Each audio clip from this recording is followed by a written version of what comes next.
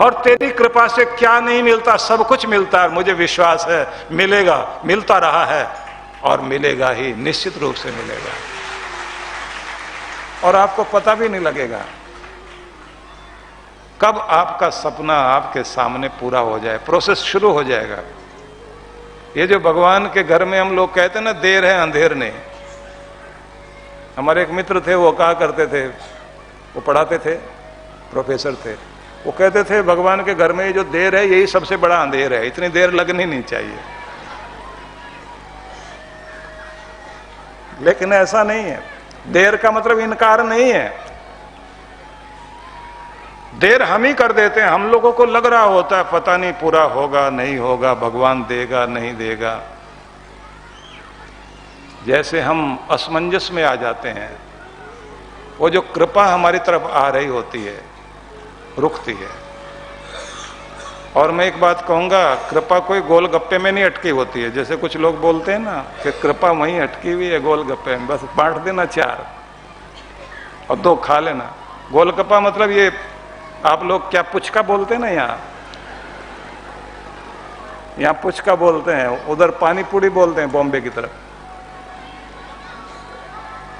मैं ये कहना चाहता हूं कि अपने भगवान से और अपने गुरु से वायदे किए हुए हैं उनको पूरा जरूर करना। अगर उनको पूरा करोगे तो मालिक भी आपके वायदे पूरे करेगा, जो आपको दिए हैं उसने, आपकी प्रार्थनाएं पूरी होंगी।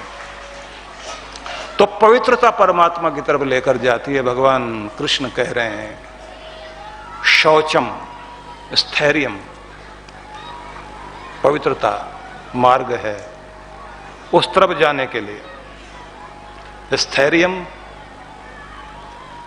स्थिरता, जैसे निर्वात स्थान पर अडोल दीप शिखा प्रकाशमान हो, मतलब सामान्य भाषा में कहें, बिना हवा के कमरे में जैसे दिए की बत्ती खड़ी ऊपर की तरफ दिखाई दे रही और उसका प्रकाश फैल रहा हो, ऐसे ही अपने मन को, विचारों को एक जगह केंद्रित करके अपने प्रकाश को ऊपर की तरफ फैलाओ और फिर उधर के प्रकाश को साथ मिलने दो। तो प्रकाश प्रकाश से, ज्योति ज्योति से मिले। बस यहीं से विश्व शक्ति से संपर्क आपका जुड़ जाएगा और शांति, प्रेम, आनंद, मुस्कान सबसे संबंध आपका बनेगा और आप अपने आप को थोड़ा चार्ज होता हुआ अनुभव करोगे। और यदि आपके जीवन में डर का पलड़ा भारी हो गया तो भीतर का जीनियस वहीं चुप पड़ा रह जाएगा, आपकी सारी बुद्धिमत्ता वहीं खो जाएगी। इसलिए अपने डर पर जितना हो सके काबू पाना और हर दिन एक चीज जरूर करिए, नयापन खोजना, नया बनना, नई रचना करना, नए रंगों की कल्पना करना, नए रास्ते ढूंढना, नई धुन पर काम करना, नए नए फूलों का परिचय पाना और नई उड़ान मस्तिष्क में भरना और महसूस करना दिन नया है, ऋतु नई है, मौसम नया, सब कुछ नए है। और भगवान हर दिन चांद सितारों को भी नया बना करके धरती पर भेजता है। हवाएं भी नई हैं, फूल भी नए हैं, तो मैं क्यों ना नया रहूं, मुझे भी नया होना, ताजा ताजा और ताजा। नएपन का स्वागत करिए। तो इसलिए हर दिन नया हो सकेगा और नया होने के लिए ये जरूरी है विचार नए हो, सोच नई हो, ढंग नया हो। तो मैं तो इसलिए कभी कभी बोल दिया करता हूं, और नहीं तो कम से कम अपने जो है मोबाइल फोन की रिंगटोन ही नहीं बना लो, आप रास्ते नए रख लो, एक ही रास्ते से रोज मत जाओ, एक ही तरह के स्टाइल में बात मत करो। अपने घर के भी अलमारियों को, थोड़ा टेबल वगैरह को थोड़ा थोड़ा सरका लिया करो, इधर से इधर रख करके देख लिया करो। थोड़ा परिवर्तन करोगे, थोड़ा नयापन लाओगे, कुछ अलग तरह से महसूस होगा। एक ही ढर्रे में चलते चलते आप उदास और पुराने बासी होते जाते हैं। नई शैली में सोचना, नए ढंग से सोचना, यह नयापन लाता है। और अगर हो सके तो थोड़ी देर बच्चों के पास बैठना, वो बहुत नयापन देते हैं आपको। बच्चे एक जैसी हरकत कभी नहीं करते, ध्यान रख लेना। उनके पास हर पल नई हरकत होती है, एकदम नए नए बने होते हैं, इसलिए वो आपको बहुत ताजा बनाए रखते हैं। थोड़ा थोड़ा हर दिन नए बनने की चेष्टा कीजिए। वही जिंदगी, वही डर्रा, उसी पर चलते चलते और ये सोचते जाना उम्र बढ़ रही है, किनारे के वृक्ष हैं, पता नहीं कब नदी की तेज धार आए बह चले, अब आगे जीवन में रखा ही क्या है, ऐसा कभी नहीं कहो। शरबत गिलास में डाल दें, ज्यादा मिठास तो तली में ही रहती है। जैसे जैसे उम्र आगे बढ़ती जाती है, आपके जीवन का अनुभव, पूरी मिठास तो वहां जाके टिकी हुई है। जब आपके सिर के बाल सफेद हो तो समझ लेना चाहिए कि अब पर्वत बर्फीला दिखाई दे रहा, सबसे ऊंचा पर्वत, जिसके पास अनुभव का शिखर है। और हर एक का अपना एक सौंदर्य होता है। बुढ़ापे का अपना सौंदर्य है, बचपन का अपना सौंदर्य है। आप जैसे हैं वैसे बहुत अच्छे लगते हैं, लेकिन अच्छे लगो तो सही, मन से मानो तो सही। अपने आप को अगर उदास बना करके बैठे रहोगे, उदास अकेला ही बैठा रह जाएगा, कोई साथ नहीं आएगा। मुस्कुराना, गुनगुनाना जीवन का हिस्सा हो, बहाना ढूंढते रहो।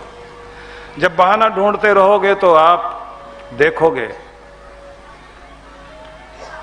बिना बात के आनंद लेने का मतलब यह है कि हर समय यह महसूस होगा कि मेरे जैसा खुशहाल कोई भी नहीं। और अगर बिना बात के दुखी रहोगे तो लगेगा मेरे जैसा दुखी दुनिया में कोई नहीं।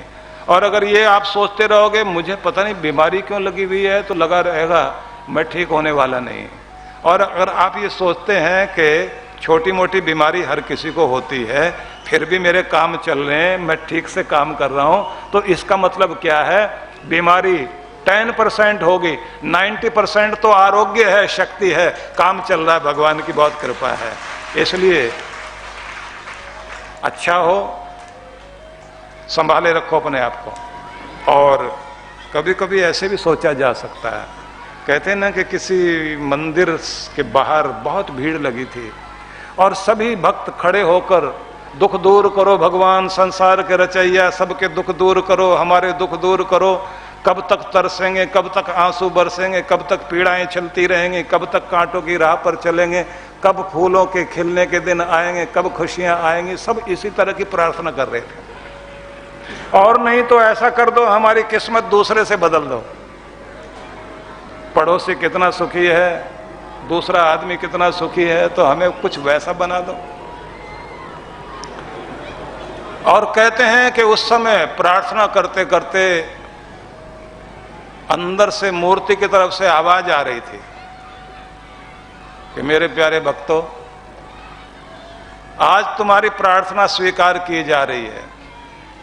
तुम कहते हो ये सुखी, वो सुखी, वो सुखी, जिससे तुम अपनी किस्मत बदलना चाहते हो, आज मौका मिलेगा। रात को 12 बजे इसी मंदिर के आंगन में आ जाना और अपने सारे दुखों की पर्चियां लिख लिख कर एक पैकेट बना लो और वो पैकेट ला करके यहां के पेड़ों पर टांग दो।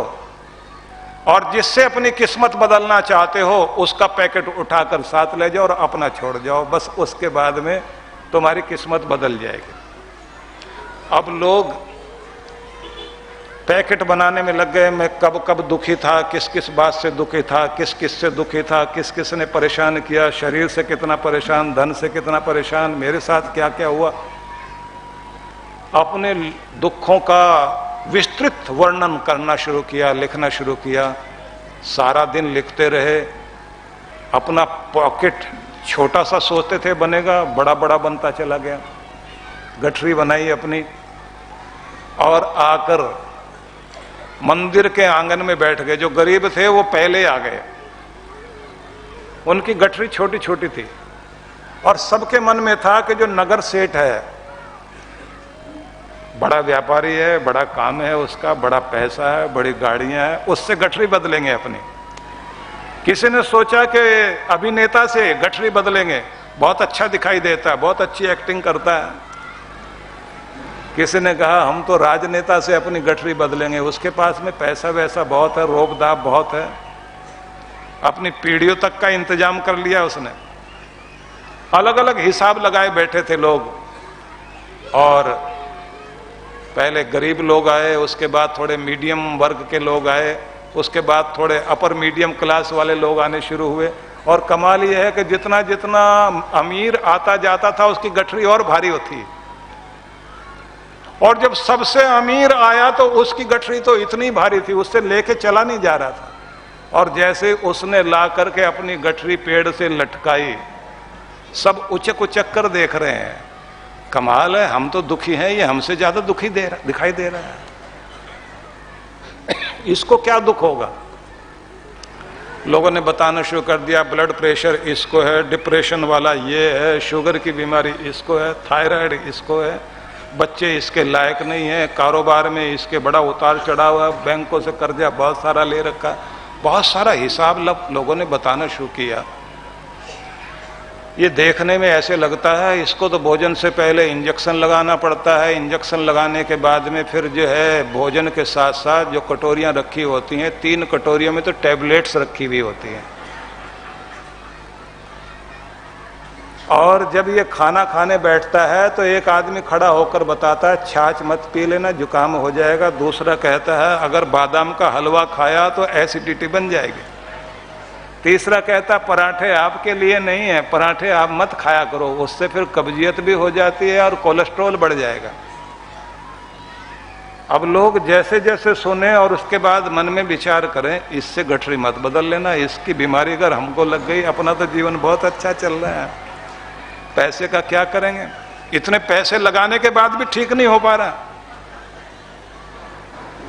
किसी ने कहा अभिनेता से गठरी बदलेंगे, तो लोगों ने कहा बस बाहर बाहर से सारा ये जो चेहरा दिखाई दे रहा है ना, ये मेकअप से ही ठीक ठाक लगता है, लाइटें, कैमरा, टेक रिटेक करने के बाद स्क्रीन पर बढ़िया लगता है, बाकी तो जैसे कैमरे के पीछे अंधेरा ही होता है ना, ऐसे इसकी जिंदगी में अंधेरा ही अंधेरा है, बस इसके चक्कर में मत पड़ जाना, नकली जिंदगी है, खोखली जिंदगी है।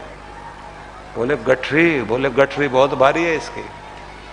गठरी में क्या है? बोले सारे दुख ही दुख हैं। राजनेता का देखा तो बोले इसके पास एक भी वफादार आदमी नहीं, झूठी जय जयकार करने वाले लोग हैं सब के सब। बीमारियां बहुत, और इसके अपने साथ चलने वाला कब इसको गोली मार दे ये भी कोई भरोसा नहीं। ठीक 12 बजे घंटा ध्वनि हुई, आवाज आई, भक्तों अपनी अपनी गठरियां जिससे चाहो बदल लो, मौका आ गया है गठरियां बदलने का। और लोगों ने जैसे ये सुना, सुनने के साथ ही अपनी अपनी गठरी लेकर ऐसे भागे। अपना दुख तो देखा हुआ है, दूसरे का अपने सिर पर ले लिया तो बहुत मुश्किल हो जाएगा। भगवान जो है ठीक है, बस बहुत बहुत धन्यवाद परमात्मा तेरा। अपनी तो ठीक ठाक बीत रही, नहीं देखा तो ही अच्छा लगता था, सब आज देख लिया तो समझ में आ गया भगवान सबको बहुत कुछ देता है, सब कुछ नहीं देता, सब कुछ नहीं देता, कुछ न कुछ कमी छोड़ता ही है। अपनी कमी का रोना रोकर दुखी होने से कोई फायदा नहीं। जो कुछ मिला है उसका धन्यवाद करने से ही आनंद आएगा जीवन में। इसलिए धन्यवाद करो, शुक्र मनाओ।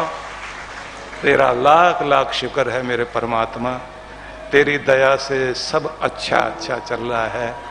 थोड़ी बहुत कमी है, ठीक हो जाएगी। इसलिए ये ध्यान रखिए, किसी के घर के बाहर सुनहरा पर्दा जो दिखाई देता है, उसे देखकर ये मत समझ लेना अंदर सब ठीक ठाक है। हर घर के बाहर एक चमकीला पर्दा है, उघाड़ कर देखोगे तो जैसे आप वैसे वो। इसलिए अच्छा ये है जहां आप हैं वहीं से धन्यवाद करो और शुक्र मनाओ परमात्मा का कि तेरा लाख लाख शुक्र है भगवान। स्थिरता बनाए रखना, बस प्रार्थना करते रहो, कल्याण होता रहेगा। अपने आप को उसके चरणों में जोड़े रखो। इसलिए कृष्ण भगवान ने जो ये कहा है कि पवित्रता ही मार्ग है, स्थिरता पर ही कृपा मिलेगी। आत्मविनिग्रह और स्वयं को नियंत्रित करना सीख जाओ। अपने ब्रेक का इस्तेमाल करो। हर गाड़ी में एक ब्रेक होता है, गाड़ी की सुरक्षा उसी से है। इंसान की सुरक्षा भी उसके ब्रेक पर है। अगर उसको अपने ऊपर ब्रेक लगाना नहीं आता तो जिंदगी खतरे में है। क्रोध आ रहा हो, डेंजर जोन में प्रवेश कर रहे हो, ब्रेक लगाओ, नहीं तो रिश्ते भी टूट जाएंगे, तरक्की भी रुक जाएगी। जबान न जाने क्या क्या बोलने लग गई। ब्रेक का इस्तेमाल करना। जब ब्रेक का इस्तेमाल करते हो तो बस डेंजर जोन से बाहर आ जाते हो, खतरे के क्षेत्र से बाहर निकल आते हो। ब्रेक दिया भगवान ने, इसे जितना इस्तेमाल करोगे ये इतना मजबूत होता जाएगा और आपको पता लगेगा कि यहां ब्रेक लगाना। ज्यादा देर बातचीत करते करते आपको समझ आ जाएगा अब इससे ज्यादा बोलना ठीक नहीं, रुको, मर्यादा में रहना है, मर्यादा से बाहर नहीं जाना। बात चल रही थी तब तक ठीक था, संवाद चल रहा था ठीक था, विवाद की तरफ बात आ रही है, रुक जाओ, ब्रेक लगाओ। लालच है थोड़ा, उतना करने का हक था, बढ़ गया ज्यादा, अब गड़बड़ करेगा ये, ब्रेक लगा लेना। शहद चखने के लिए मक्खी किनारे पर बैठी है, स्वाद ले रही है, यहां तक तो ठीक है, लालच में बढ़ गई थोड़ी आगे, और थोड़ा स्वाद लेते लेते और आगे बढ़ गई और उसे पता भी नहीं लगा कब उसके पंख चिपक गए शहद में। अब जो चीज स्वाद दे रही थी वही जान का खतरा बन गई। हर चीज जान का खतरा बन सकती है अगर आप अपने आप को ब्रेक नहीं लगाओगे। इसको भगवान श्री कृष्ण ने एक शब्द दिया, आत्म विनिग्रह, स्वयं पर नियंत्रण करना, निग्रह करना आ जाए। और मैं निवेदन करूंगा, अच्छी बातों के प्रशंसक हम सब लोग हैं, अच्छी बातें पसंद भी करते हैं, पर अच्छी बातों का प्रशिक्षण नहीं लेते। अच्छी बातों का प्रशिक्षण जब तक नहीं लेते, ट्रेनिंग में नहीं आते, तब तक अच्छी बातें बोर्ड पर लिखी हुई जैसे फ्रेम में सजी हुई जैसे सुंदर दिखाई देती ना, ऐसे बाहर ही सुंदर दिखाई देती रहेंगी, उनका लाभ नहीं मिलेगा। इसलिए प्रयोगशाला में जिंदगी की जोड़ दीजिए उसको, और थोड़ा थोड़ा ट्रेनिंग का पार्ट भी शुरू हो जाए। हर दिन थोड़ा थोड़ा प्रयोग शुरू करिए तो आप देखेंगे वही चीजें आपकी जिंदगी में कितना कितना आनंद देना शुरू कर देंगी। जिन चीजों से अभी तक आप समझते थे कि बहुत अच्छा ज्ञान है मेरे पास, लेकिन लाभ कुछ नहीं हुआ। मैंने ऐसे लोग देखे हैं। अच्छा डॉक्टर बॉम्बे में 40-45 साल की आयु, और हार्ट के बहुत सारे ऑपरेशन उसने किए, सफल ऑपरेशन, रोज के 2-3 ऑपरेशन कर लेता था, और हार्ट अटैक से मरा। पहले हार्ट प्रॉब्लम उसको हुई तो और कॉन्फिडेंस था, मैं तो ये दवाई ले लूंगा, वो दवाई ले लूंगा। ड्रिंक करने की आदत थी, स्मोकिंग भी छोड़े नहीं, मैं अजीब चीज देखता हूं कि बड़े बड़े लोग हैं, आदत पाल लेते हैं ना। किसी किसी को ये खैनी की आदत होती है। इधर मैं देखता हूं ना, बहुत लोगों को खैनी खाने की आदत होती है और इस पे रखने के बाद अपनी लाइफ लाइन को ऐसे रगड़ रहे होते हैं, ऐसे ऐसे। ये जो जीवन रेखा है ना, इसी पे रख करके अंगूठे से ऐसे ऐसे रगड़ रहे होते हैं और उसके बाद बोलते हैं 80 चुटकी 90 ताल। और यहां से निकाल के फिर होठ को ऊंट की तरह खींच के इसमें भरते हैं, ऐसे मसाला बारूद भर के मुंह ऊपर करके। और फिर पता नहीं इतना बड़ा आदमी कहां थूक दे। ऐब लगा हुआ जिंदगी को ग्रहण लग जाता है, कहां लेके जाए। खुद पर कंट्रोल करना आसान बात है। अगर आप छोटी छोटी चीजों पर नियंत्रण करना शुरू करोगे तो सच में बहुत कुछ कर सकते हैं। कोशिश किया करिए। जो चीज सेहत वाली है वही पसंद करेंगे। मैं अमेरिका में ज्यादातर लोगों को देखता रहा हूं, जूस कॉर्नर है, नौजवान आते हैं, जूस कॉर्नर पर आते व्हीट ग्रास जूस का एक ढक्कन बड़ा सा पिया, एक सेव का टुकड़ा दिया जाता है साथ में, उसको चबाते हुए गाड़ी में बैठ के निकल जाते हैं। मैं वहां पूछता हूं कि ये चीज पीने में तो इतना स्वाद नहीं है। बोले यहां स्वाद को नहीं देखते लोग, इसको ग्रीन ब्लड बोलते हैं। कैंसर तक की बीमारियों से लड़ने के लिए सक्षम है ये। वो आते हैं सब और थोड़ा सा पी करके निकल जाते हैं। और उन्हीं के सामने वहीं जो व्हीट ग्रास है उसको इतने अच्छे ढंग से कटिंग करके वो लोग पहले पानी की धार से साफ करते हैं और कटिंग करके उसके बाद जूस निकाल के वहीं साथ देते हैं। स्वाद पर ध्यान नहीं है। एक जगह हम लोग इच्छा हुई कि हम अमेरिका के गांव देखना चाहते हैं, क्योंकि जहां ठहरते थे वहां के पास में बराबर में एक कॉलोनी थी जहां सबके अपने अपने हवाई जहाज हैं। बीच में एक हवाई पट्टी बनी हुई है, सामूहिक हवाई पट्टी है वो। घर के पीछे हैंगर हैं सबके। तो मैंने कहा हम गांव देखने की इच्छा रखते हैं। तो गांव की तरफ जब जा रहे थे तो एक जगह उन्होंने कहा कि कुछ खाने पीने की चीजें लाते हैं। तो हम लोगों को यहाँ इंडिया में कहीं दुकान उकान पे जाने का मौका नहीं मिलता, तो मैंने भी कहा कि मैं भी मॉल में आपके साथ चलता हूँ, यहाँ दुकानें उकानें देख लेंगे। मुझे इंडिया की दुकानों पर गए हुए 25 साल हो गए हैं। इच्छा होती है मैं भी मार्केट में जाऊं, इसी तरह से लोगों के बीच में जाके देखूं। कुछ इच्छाएं दबी भी होती है ना। तो जब बाहर जाते हैं विदेशों में तो वहां जाकर हम लोग भी मॉल वॉल में इसी तरह घूम लेते हैं। पहचानने वाले कम लोग होते हैं। तो मैंने देखा वो खाने पीने की चीजें ले रहे हैं, लेकिन लेने से पहले कभी इधर का पैकेट देखें कभी उधर का देखें। 4 जगह हो गए। मैंने कहा आप कर क्या रहे हैं? बोले इसमें जो है ये फाइबर ज़्यादा है, इसमें जो है ये विटामिन नहीं है, इसमें ये प्रोटीन नहीं है। मैंने कहा अपने देश में तो कोई देखता ही नहीं। पराठे खा रहे हैं, पूरी खा रहे हैं, यहाँ आप लोग ये पैकेट में इतना कुछ देख रहे हैं। बोले जिंदगी बहुत कीमती है, इसमें हर चीज नहीं डाली जा सकती। आपका शरीर सबसे ज्यादा कीमती है।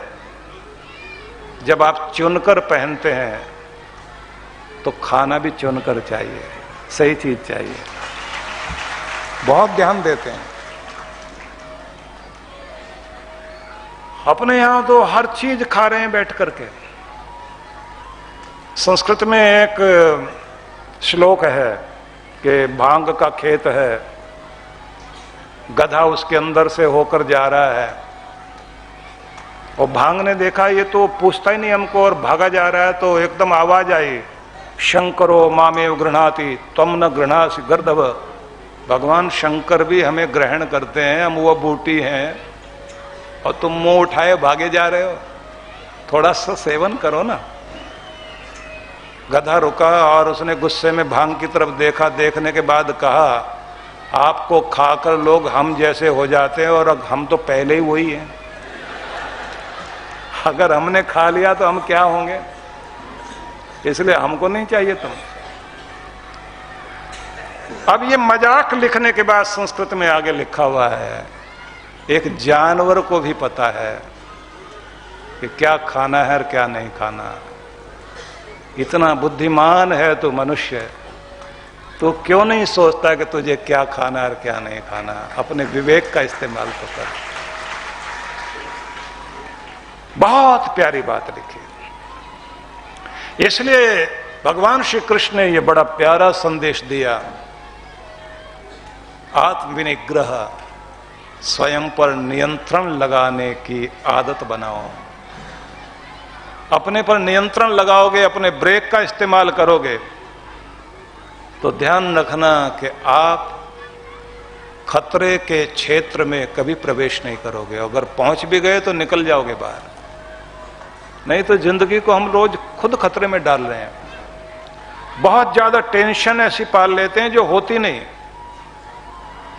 मैं ज्यादातर विदेशी मनोवैज्ञानिक लोगों को पढ़ता हूं तो वो लोग ये कहते हैं कि 90% समस्याएं, जो चिंताएं होती हैं, वो वास्तविक नहीं होती। आदमी उनको देख के वैसे ही डर रहा होता है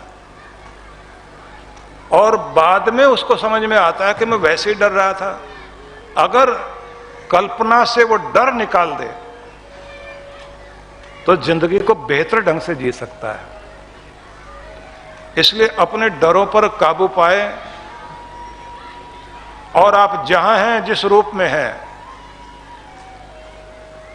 थोड़ा मन को मजबूत करके भगवान के धन्यवाद करते हुए, एक एक क्षण का आनंद लेते हुए जीवन को व्यतीत करने की आदत बनाइए। क्योंकि अच्छी बातें याद तो हमने कर ली है, अच्छी बातों का प्रशिक्षण नहीं लेते। मैं देखता हूं हम लोग आज कल जहां जहां भी जाते हैं, बहुत भारी भीड़ में लोग आते हैं। जैसे आप लोग आए हुए ना यहाँ, इतना चारों तरफ कहीं पांव रखने की जगह नहीं है, आप इतने प्रेम से यहाँ आए हैं, अच्छा लगता है देखकर। लेकिन इतनी बात जरूर किया करें कि अपने पास डायरी और पेन रखा करें। जब जब आपको कोई हृदय छूने वाली बात महसूस होती है तो आपकी डायरी में उसको स्थान मिलना चाहिए, जिससे वो आपकी जिंदगी में स्थान पाए और आपकी जिंदगी में कुछ मुस्कुराहट जाग जाए। यही तो हम चाहते हैं, यही हम चाहते हैं कि आपके अंदर कुछ परिवर्तन आए। क्योंकि मैं धार्मिक मनोरंजन नहीं करता, धार्मिक मनोरंजन वाले बहुत लोग हैं। मैं ये कोशिश करता हूं कि आपकी जिंदगी में वो सूत्र आ जाए कि जीवन लहलाने लग जाए, जीवन मुस्कुराने लग जाए। आप थोड़ी सी कोशिश करके देखिए, जो कुछ बताया जाता है अगर आप उस पर ध्यान दें तो बहुत कुछ हो सकता है। अब मैं सूत्र बताता हूं आपको। सफलता अनायास नहीं आती, वो सीढ़ी की तरह है, सोपान की तरह है। एक एक कदम आगे बढ़ते रहने से आप लक्ष्य की तरफ बढ़ते हैं, सफलता की तरफ बढ़ते हैं। और जब सफलता जीवन में आ जाती है, वो दूरियों को कम कर देती है। जो रिश्ते आपसे दूर भागते थे वो नजदीक आने लग जाते हैं। और सफलता सफल लोगों के बीच बैठाती है। सफलता आत्मविश्वास जगाती है और सफलता आपको योग्यतम बनने के लिए प्रेरणा देती है। और सफलता जब जीवन में आ जाती है तब आपके बहुत बहुत गुण और योग्यताएं प्रकट होने लग जाते हैं। इसलिए अगर सफलता चाहते हो तो ये एक दिन का कदम नहीं है, लगातार लगातार लगातार प्रयास कीजिए। एक दिन आप शिखर पर जरूर पहुंचेंगे, लगातार कोशिश करें। अब दूसरा सूत्र देता हूं। शिखर पर हर पल कोई ना कोई बैठा होता है, ऊंची चोटी पर, ऊंचे पायदान पर हर क्षण कोई ना कोई बैठा होता है। लेकिन शिखर योग्यतम का इंतजार करता है। अगर कोई लायक आएगा, शिखर खाली हो जाएगा और वो कहेगा तुम बैठो और दूसरे वाले को उतरना पड़ेगा। इसलिए योग्य बनो, शिखर आपको पुकार रहा है, चोटी पुकार रही है। लायक बन जाओ तो जो वहां बैठा हुआ उसे फिसलने में देर नहीं लगेगी और लायक को जगह मिलेगी। इसलिए शिखर किसी के लिए भी परमानेंट नहीं है। जिसने हिम्मत की वो वहां पहुंच जाएगा, भले ही गरीब हो, छोटे घर का हो, छोटे गांव का हो, अगर लायक है तो वो राजधानी में भी जाके बैठ सकता है। आपको कोशिश जारी रखनी चाहिए।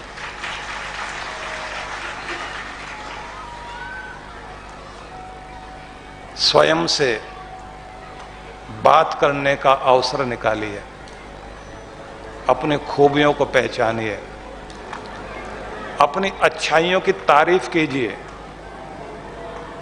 और जिंदगी को जहां देखना चाहते हैं उसकी कल्पना करिए और वही मांगिए भी सही भगवान से। एक दिन उसकी कृपा होगी, आपकी कल्पना साकार होगी, भगवान सुनेगा, जरूर सुनेगा। इसलिए बैठो एकांत में। कभी कभी पीछे मुड़ के देखना, किन कारणों से मैंने नाकामी पाई, किन कारणों से बीमार रहा, किन कारणों से धन हानि हुई, किन कारणों से रिश्तों में दरार आई। बस उससे दूर करने की कोशिश करना। जब आप कार लेके जा रहे होते हैं ना, तो कार में सामने तो कांच लगाई होता है जिससे आपको बाहर का सारा दिखाई दे रहा होता है, वो तो बड़ा होता है। एक छोटा स्टीयरिंग के ऊपर एक मिरर लगा होता है, वो छोटा होता है पीछे देखने के लिए। पीछे देखना इसलिए होता है कि पीछे से कोई ओवरटेक ना कर जाए, चोट ना पहुंचा जाए। तो पीछे देखने का छोटा शीशा, आगे देखने का बड़ा शीशा। तो ये ध्यान रख लेना, अगर आगे जाना है तो बड़ा शीशा रखो, मतलब ज्यादा नजर आगे की तरफ रखो और आगे बढ़ते चले जाओ, पर चोट ना खा जाए इसलिए छोटा सा शीशा वो भी रखो कि अपने पास्ट को भी देख सको, अपने भूतकाल को भी देख सको कि यहां से चले थे और कोई पीछे से गलती आगे ना आ जाए और हमें गिरा ना दे। सूत्र दे रहा हूं आपको, भले ही जीवन में 5 या 10 सूत्र नोट करके रख लीजिए, लेकिन याद रखना जो सूत्र आप नोट करेंगे वो आपकी जिंदगी का बहुत बड़ा चमत्कार करने में बीज की तरह काम करेंगे। क्योंकि हर बीज वृक्ष बन सकता है, पर सारे बीज वृक्ष नहीं बना करते, कुछ ही है जो वृक्ष बनते हैं। इसलिए आप वो बीज हैं जो वृक्ष बन सकते हैं। अपने बीज को अंकुरित होने का मौका दो, खुद को उगने का मौका दो। इसलिए एकांत में बैठो और बैठकर अपने गुरु की और अपने भगवान की आवाज सुनने की कोशिश करो। धरती पर सहारा देने के लिए गुरु है और ऊपर सहारा देने के लिए भगवान है।